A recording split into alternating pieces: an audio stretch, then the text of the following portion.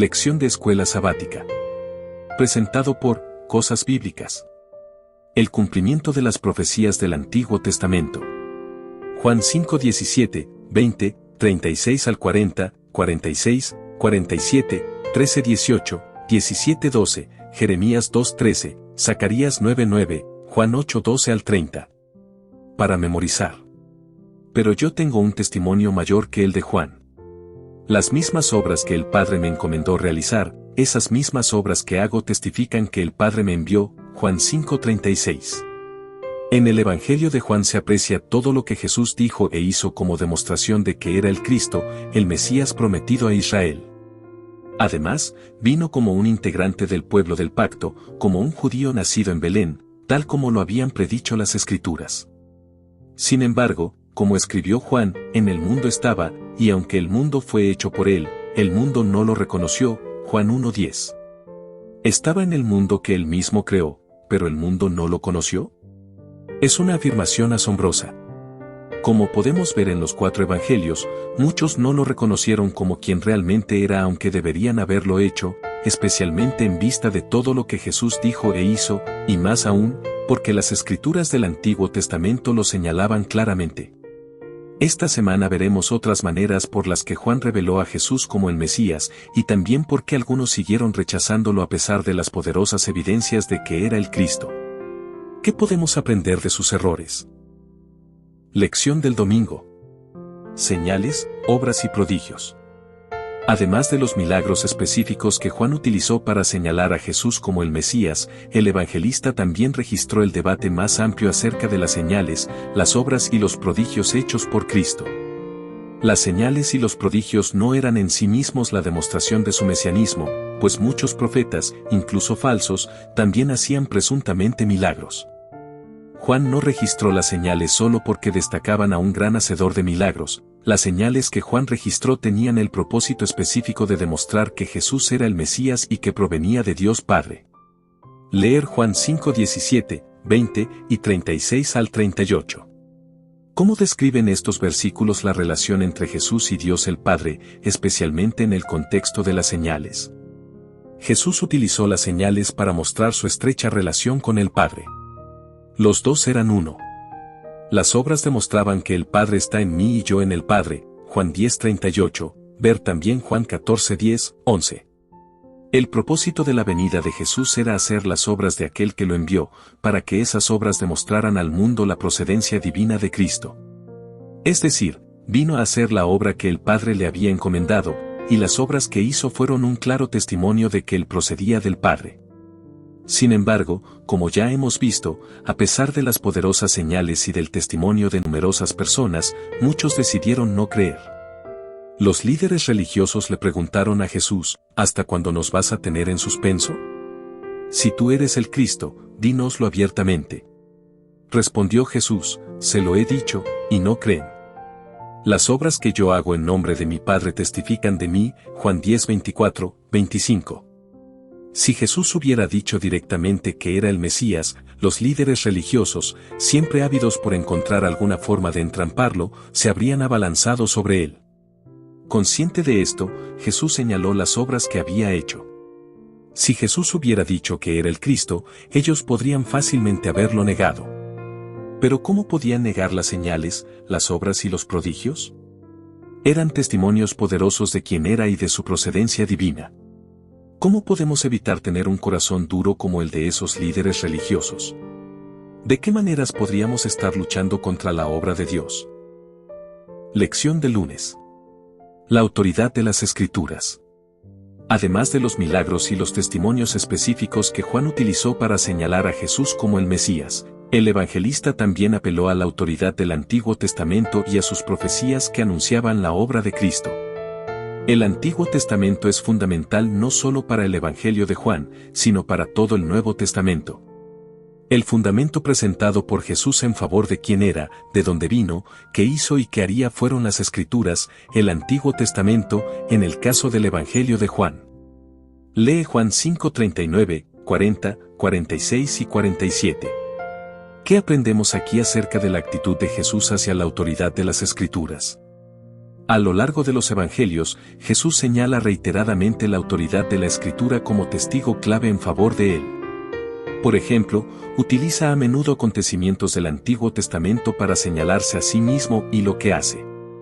Un ejemplo de ello es su alusión al evento registrado en Números 21, 5 al 9, como Moisés levantó la serpiente en el desierto, así es necesario que el Hijo del Hombre sea levantado, Juan 3:14. Aquí, Jesús no solo se refiere al incidente histórico, sino además, al utilizarlo para señalarse a sí mismo, nos da la interpretación autorizada de lo que aquel evento histórico pretendía transmitir. Jesús no es el único que usa el Antiguo Testamento para establecer este fundamento. Al comienzo del Evangelio de Juan, Felipe dice, hemos hallado a aquel de quien escribió Moisés en la ley, y también los profetas, a Jesús, el hijo de José, de Nazaret, Juan 1:45. Leer Juan 13:18, 17:12, y 19:24, 28 y 36. ¿Qué enseñan estos textos acerca de la autoridad de las Escrituras tal como la entendían Jesús y Juan? ¿Qué debería decirnos esto acerca del papel crucial que toda la Escritura debe tener también para nuestra fe? ¿Cuáles son las fuerzas que, sutil o abiertamente, operan hoy tratando de socavar nuestra fe en la autoridad de la Biblia? Comparte tu respuesta con la clase el sábado. Lección del martes. Profecías del Antiguo Testamento acerca de Jesús. Parte 1. En una discusión con los líderes religiosos acerca de su identidad, Jesús se pronunció en favor de la autoridad de las Escrituras. A primera vista, parecería innecesario que lo hiciera, pues ellos creían en la Biblia. Sin embargo, lo hizo para mostrarles quién era, independientemente de cuán duros fueran sus corazones y de cuánto lucharan contra la convicción impulsada por la evidencia. Por su parte, Juan registra muchas citas directas y alusiones al Antiguo Testamento que señalan a Jesús como el cumplimiento de las promesas mesiánicas bíblicas. ¿Qué relación existe entre los siguientes pasajes del Nuevo Testamento y del Antiguo Testamento? Es decir, ¿cómo utiliza el Nuevo Testamento estos textos para dar testimonio en favor de Jesús? Juan 1:23, Isaías 43. Juan 2:16, 17, Salmo 69:9. Juan 7:38, Jeremías 2:13. Juan 19:36, Números 9:12. No solo Juan, sino también Pedro, Pablo, Mateo, Marcos, Lucas y todos los escritores del Nuevo Testamento subrayan una y otra vez, bajo la inspiración del Espíritu Santo, como la vida, la muerte, la resurrección y la ascensión de Jesús de Nazaret al trono de Dios son el cumplimiento de las profecías del Antiguo Testamento. Y, aunque Jesús estaba continuamente destacando ante los discípulos las escrituras que predecían su ministerio, ¿cuándo entendieron ellos finalmente que las escrituras lo señalaban a él? Fue recién después de que murió, resucitó y se les apareció. Por eso, cuando Jesús resucitó de los muertos, sus discípulos se acordaron de que había dicho esto. Y creyeron en la Escritura y en la palabra de Jesús, Juan 2:22, ver también Juan 20:9. Lección del miércoles. Profecías del Antiguo Testamento acerca de Jesús. Parte 2. Jesús dijo a los líderes religiosos, ustedes escudriñan las Escrituras porque piensan que en ellas tienen la vida eterna. Ellas testifican de mí. Juan 5:39. Qué increíble afirmación acerca de sí mismo. Las estimaciones varían, pero algunos estudiosos sostienen que Jesús de Nazaret cumplió cientos de profecías del Antiguo Testamento. Humanamente hablando, las probabilidades de que algo así ocurriera eran insignificantes, equivalentes a encontrar una aguja en un pajar en el primer intento, buscando a tientas y con los ojos vendados. No hay duda, el nacimiento, la vida y la muerte de Cristo fueron predichos por el Antiguo Testamento como evidencias contundentes de su identidad como el Mesías esperado. Juan menciona estos textos del Antiguo Testamento en numerosas ocasiones para dejar en claro quién era Jesús y por qué debemos creer en él y aceptar la salvación que nos ofrece. ¿Qué revela cada uno de los siguientes pasajes del Evangelio de Juan acerca de Jesús como cumplimiento de la profecía mesiánica? Juan 12:13, Salmo 118:26. Juan 12:14, 15, Zacarías 9:9. Juan 13:18, Salmo 41:9. Juan 19:37, Zacarías 12:10, 13:6. ¿Cuán firmemente arraigado estás en lo que crees? Si alguien te preguntara por qué crees en Jesús como el Mesías, ¿qué respuestas darías y a dónde estarías dispuesto a ir en defensa de tu fe? Lección del jueves. Desde abajo. En nuestro estudio del Evangelio de Juan, hemos visto hasta aquí que él muestra que Jesús es el Mesías prometido, a quien el pueblo judío había estado esperando con tanto anhelo. Sin embargo, muchos de los líderes religiosos, los guías espirituales del pueblo, eran sus mayores enemigos. ¿Por qué? Leer Juan 8:12 al 30. ¿Cuál es la dinámica entre Jesús y estos líderes religiosos? ¿Qué textos explican mejor por qué muchos lo rechazaron? Jesús dice que no lo conocen a él ni al Padre, Juan 8:19. Deberían haber conocido a ambos, pero se engañaban a sí mismos. Estaban tan atrapados en sus propias tradiciones y filosofías que lo rechazaron aún teniéndolo delante y a pesar de los hechos y las palabras de Jesús que revelaban al Padre. En segundo lugar, Jesús les dice, ustedes son de abajo, Juan 8:23. En otras palabras, por muy religiosos que fueran, no eran hombres espirituales ni piadosos. Tenían apariencia de piedad, segunda de Timoteo 3:5, pero eso era todo. Eran piadosos por fuera, pero incrédulos por dentro.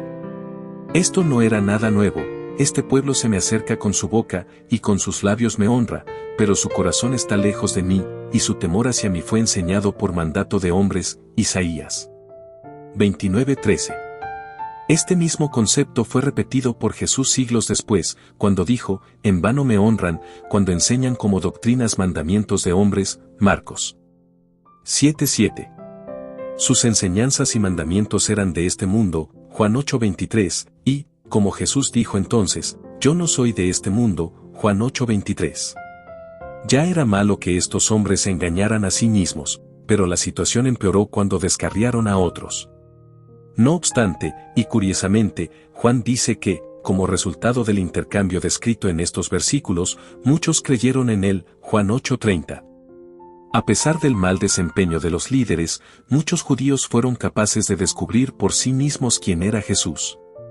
¿Qué lecciones extraes del intercambio de Jesús con los líderes religiosos?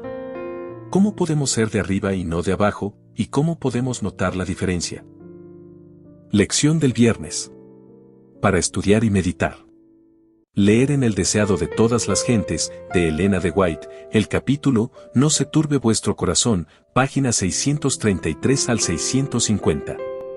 ¿Cuál tesoro de oro, la verdad había sido confiada al pueblo hebreo? El sistema de culto judaico, que llevaba la firma celestial, había sido instituido por Cristo mismo. Las grandes verdades de la redención se hallaban veladas tras los tipos y símbolos. Sin embargo, cuando Cristo vino no reconocieron a aquel a quien señalaban todos los símbolos. Tenían la palabra de Dios en su poder, pero las tradiciones que habían pasado de una generación a otra y la interpretación humana de las Escrituras escondieron de su vista la verdad tal cual es en Jesús. El valor espiritual de los sagrados escritos se perdió. El lugar donde estaba atesorado todo el conocimiento les estaba abierto, pero no lo sabían. Dios no esconde su verdad de nadie. Por su propia conducta ellos la oscurecen para sí mismos. Cristo dio al pueblo judío abundantes evidencias de que era el Mesías, pero su enseñanza exigía un cambio esencial en sus vidas. Ellos vieron que si recibían a Cristo tenían que abandonar sus doctrinas y tradiciones favoritas y sus prácticas egoístas e impías. Exigía un sacrificio el recibir la verdad invariable y eterna. Por lo tanto, no admitieron la más concluyente evidencia que Dios pudo dar a fin de establecer la fe en Cristo. Profesaban creer en las Escrituras del Antiguo Testamento, y sin embargo rehusaron aceptar el testimonio que contenían con respecto a la vida y el carácter de Cristo. Temían ser convencidos, no fuera que se convirtieran y se vieran impelidos a abandonar sus opiniones preconcebidas. El tesoro del Evangelio, el camino, la verdad y la vida estaba entre ellos, pero rechazaron la dádiva más grande que los cielos pudieran conceder. Elena de White, Palabras de vida del Gran Maestro, página 79.